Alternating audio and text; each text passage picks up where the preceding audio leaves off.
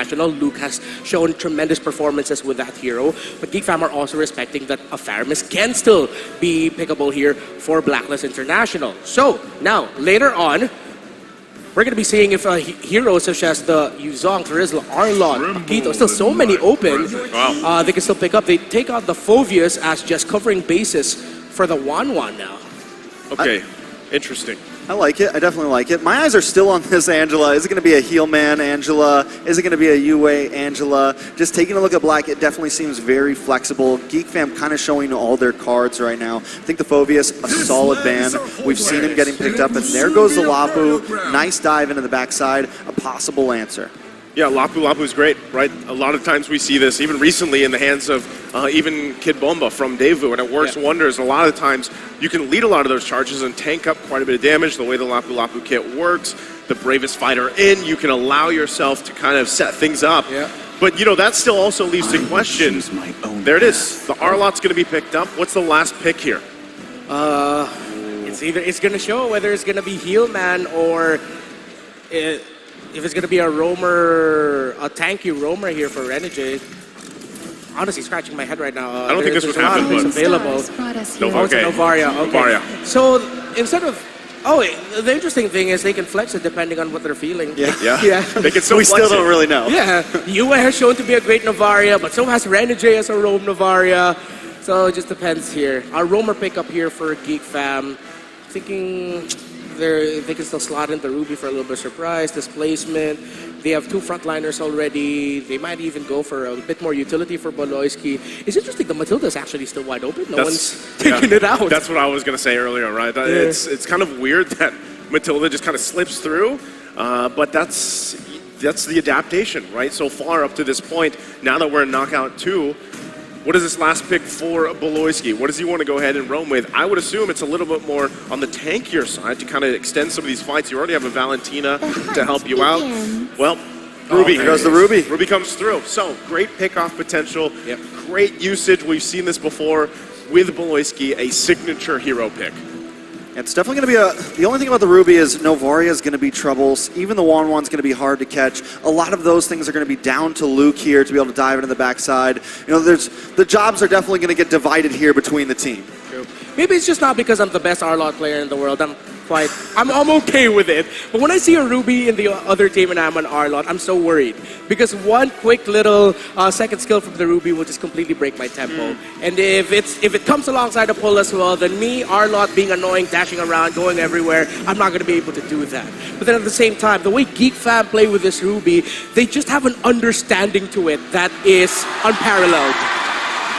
Man, as we get loaded up here, I think we're still going to take a look possibly at the comparisons of these drafts, but you got to admire that right there. As once again, both teams kind of getting situated. You can see the lineups one more time across from it. But hey, it sounds like we're going to be jumping right into the game.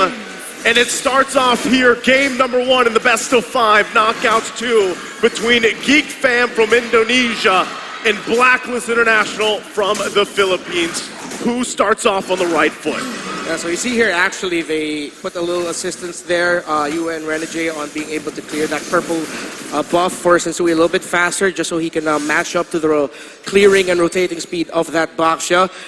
I'm going to be interested to see who's going to be a little bit more heavier to commit into that Little Wanderer, and the Blacklist are going to commit their second or third turtle signature lane switch. I'm already thinking a little bit ahead, but that's something the Blacklist International does for the early game. That's part of their play style. So Yue already taken a lot of, aggression early on against a boy, and in a way, I feel like a boy is even someone that kind of falls under the radar a little bit with a lot of these just star players so far that you're seeing kind of unfold here, build their own kind of legends in their own right. But so far, as things kind of unfold, right, anything emblem-wise that stick there on cue. Anything that sticks out here, Renmar? Well, actually, you're seeing the EXP laners now doing a very popular thing, picking up Rupture. They really just want that instant gratification already for the early game, the damage that they can dish out. So these two teams are going to be watching out for the respective EXP laners. But more importantly, so Blacklist International need to watch out for Luke, because if they allow him to just freely hit his ultimate, those 3 strikes are going to surprise Blacklist, and next thing you know, they're going to be forced to go back. I think as we take a look at this too, you know, kind of things unfold is really, it's just leading into that first objective. This is one of those games, one of these teams that just, they take it slowly, right? Lead into these objectives. We already saw the breakdown between the Lord takes. Now, again, you're against Sensui. You have to be able to go ahead and take on this turtle dance later on. But look at him topside. We'll have Marky with the 1v1 right now. Blazing duet. First blood for Marky, 2 minutes in. Turtle pit still going on, though. Wow. So with that, Geek Fam's going to get the first blood.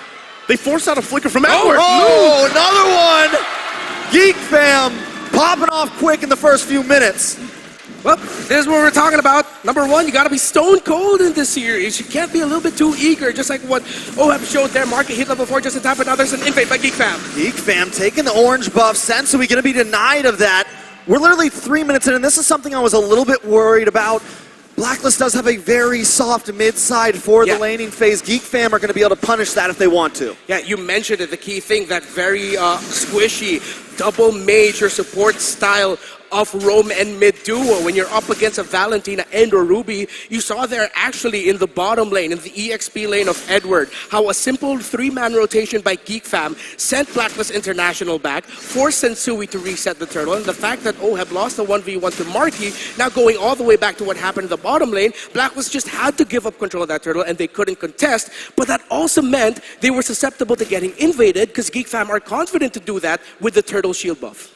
This is crazy, right? Geek Fam, they're playing at a different tempo than what we've seen at least previously. So even a boy with this, he's going to be fine. He has the heart guard himself here to work around. Takes a couple shots, but this lead so far that Geek Fam has garnered themselves is going to transition really well. You see Marky already picking up the DHS. Niall going to go into the hunt right now. Okay. OHEB up against Marky once again. Heart guard comes just in the nick of time, but Geek Fam are not done yet. They're going to push under the tower. Bloisky with the I'm offended, and OHEB goes down. It's 3-0, 4 minutes in. Geek Fam controlling the game. And now Geek Fam with a great understanding of the priorities of BLACKLIST International in the map. 4th minute, 4-man gank onto the top side to get another kill onto OHEB. And right now, for our international viewers, you're seeing the reason as to why Marky has been hailed as the gold standard. He has been the mentor for gold laners in the Philippines.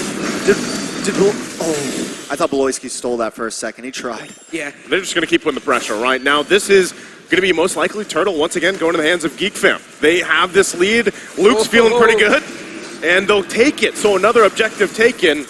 So where does BLACKLIST International start to put the pressure on, knowing that now they've given up these 2 objectives? They're playing at this tune of Geek Fam.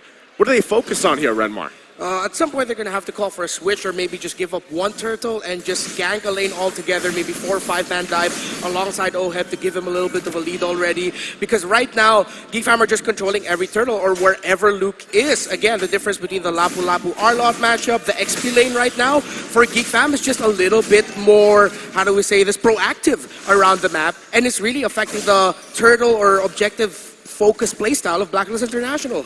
You know, normally I would say that this isn't the end of the world for BLACKLIST. Oh, yeah. But the thing is one of the things that Geek Fam has done, it's not like they got 3 of these kills onto Sensui or the Roma Renijay. They get 2 of them onto OHEB, which is huge for Geek Fam.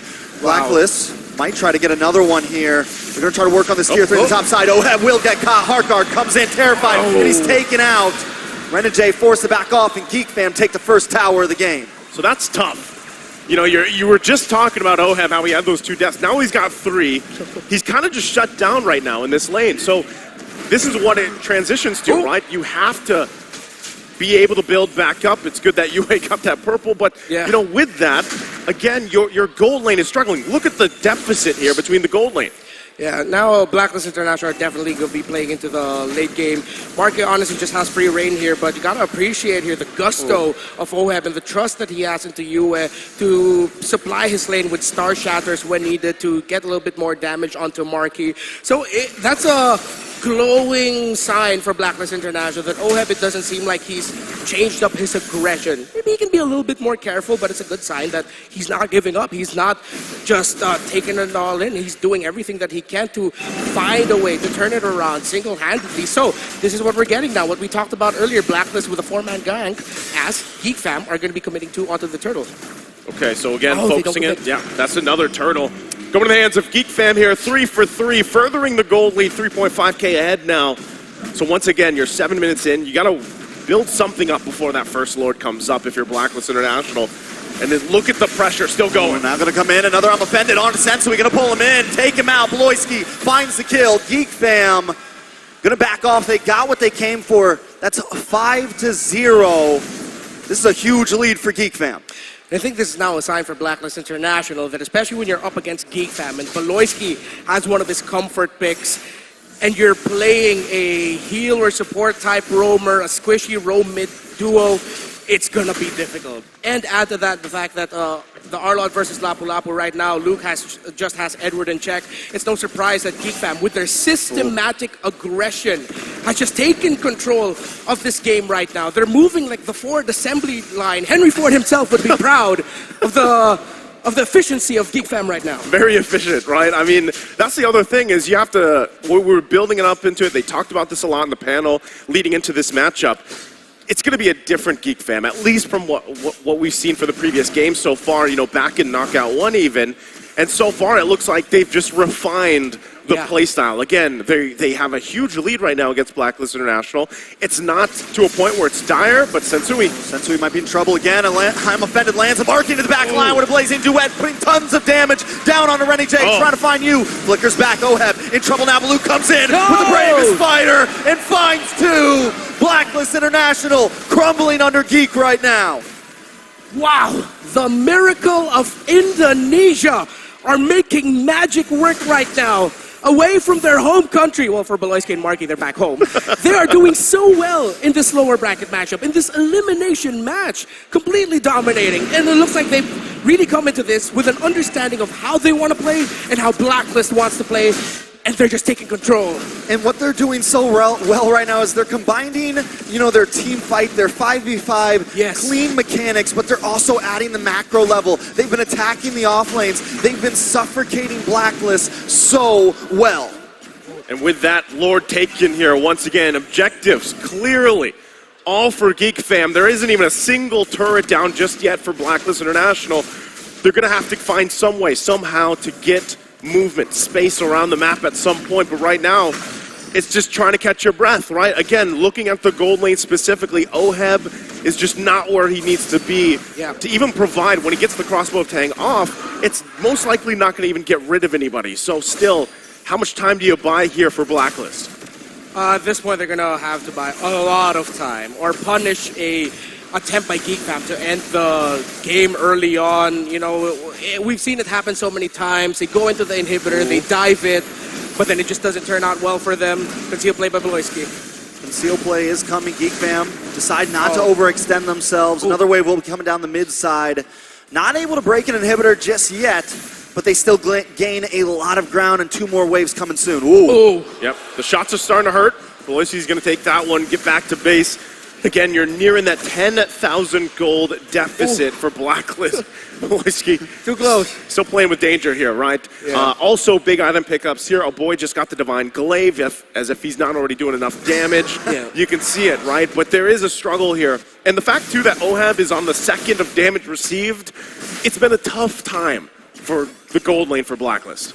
Yeah, and I don't think Blacklist International are too surprised. Well, I'm sure they're surprised that GEEK fam dominated the game so quickly in this fashion. But I think they went into this game, especially after the draft, that they know that they're going to have to give up some mid-game, early game control. That is going to be GEEK fam's game early on, and then they'll just slowly build up and ramp up from there, try to get a counter punch. But GEEK fam respected that. They didn't allow Blacklist International to get that turnaround moment that they were looking for, especially in the earlier skirmishes. So now it's just going to be full turtle, and by that we mean full base defense as US still securing that purple buff for Blacklist International. He's been on point. I feel like at this point you can add a sound effect to the Star Shatter as it's flying. It's just going US. Probably. right? But what he's got to do is obviously he's scaling pretty well. And as the game goes on, let's just say 5-8 minutes from now, if this is still going on, then some of that poke potential from UA is actually going to play a course in a lot of these team fights leading on, right? But right now, it's just, like I said, 10,000 goal deficit. There's the Wind of Nature being picked up. Is that the sign now, Renmar, where, okay, we can at least take a little bit of shot here to actually fight, to contest? We have a heart guard as well. It's 28K to 38K, and about to get there. I think even with the Wind of Nature, it'll be a bit too risky. So at this point, BLACKLIST International counterplay looks good, yeah. I mean, honestly, I feel like the only member that's honestly a saving grace is UA. He's the only one that has gone deathless so far. He's been able to farm. He's been able to use the range of that meteor to farm purple buffs, to farm some waves here and there when the rest of the team can't. GEEK fam should be able to get this Lord uncontested. BLACKLIST deciding to go for the upper lane, deciding to macro a little bit, and then turtle back up. Yeah, again, they got to get some space to work around, right? Even if it's just one turret at a time, that's really where they want to focus. And as they kind of get situated here, they're going to have to defend now. Once again, second Lord of the game. You know, high ground defense-wise, you can expect that GEEK fam has the tools they need and the lead they need to actually force a fight, even if BLACKLIST doesn't want to. Yeah, this is what we call throwing bodies. Yep. Like, GEEK fam can literally just throw bodies and try to end it here. They still have to be careful, but it looks so easy for them. Speaking of throwing bodies, a big I'm offended locks on OHEB, the heart guard. Able to maybe save him. He's backing up, he's fighting. He's trying to get away. They're chasing him down, but he's still able to pull it off. OHEB, oh boy, flickers back in. OHEB over to safety. The Lord is coming into the base. GEEK decide to switch lanes as Niall keep two members distracted. Who's just going to keep home?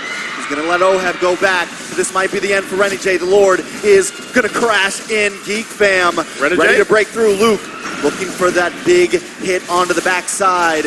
Beloyski. Go away. Beloyski goes down. Sensui able to find him. Markey going to chip away at the mid inhibitor. GEEK fam still backing off. They were able to take two towers down, still holding a large gold lead.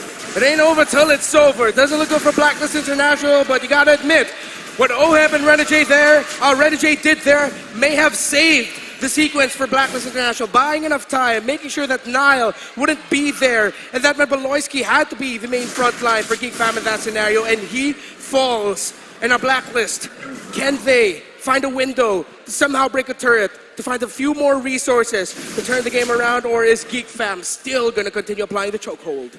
Still a strong chokehold, right? 12,000 ahead.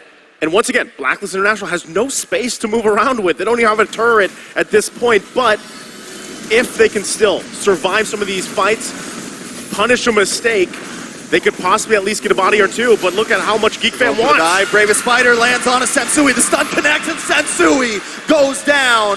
GEEK fam, don't come out just yet. This is still our jungle, but a boy gonna get caught off. Forces a winner. Crunchy on Markey getting free shots. The Terrified and Edward taken out. Two members of BLACKLIST fall. GEEK fam still inside of the base. A wave of minions closing in on the top side. OHEB maybe gonna get a heart guard here. Markey gets a heart guard for himself. He's gonna lock onto the base. And GEEK fam against the odds take game number 1.